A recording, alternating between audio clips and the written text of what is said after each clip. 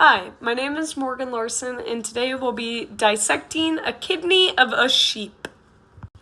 First, we're going to be observing the renal capsule. You can't see it, but it is an outer, dense connective tissue layer.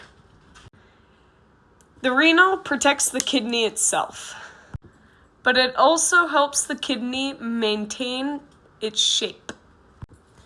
Down here on the medial side is called the heldum. This is where the renal artery, the renal vein, and the ureter enter and exit through the kidney.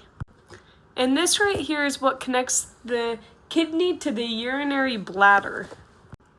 It is a little hard to see the vessels, but right here you can see where they separate, and you have the renal vein and the artery. The renal artery supplies blood to the kidney, while the renal vein drains the blood out of the kidney. So here you can see we have two different layers. Starting with the outer layer, you can see here that it is a little smoother and more dark in color. The outer layer is called the renal cortex. The inside layer is the renal corpuscles. This is where a lot of filtration happens. The inner layer right here is the renal medulla. And the medulla consists of triangle-like structures called the renal pyramids. It's a little bit harder to see, but right here is where the renal pyramids are. So the apex of the pyramid here is where they meet. The cortex is called the retinal lobes. This is also where the urine production occurs.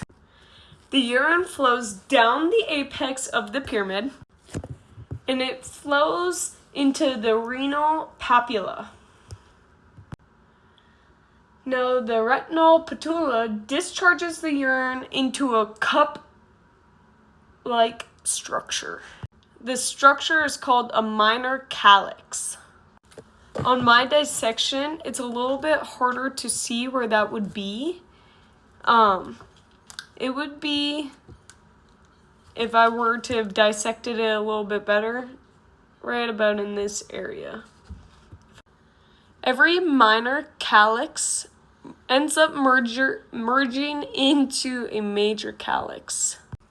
The calyces then merge together to form the retinal pelvis in this section right about here. This is where the urine is received from the major calyx, and then it flows directly into the ureter.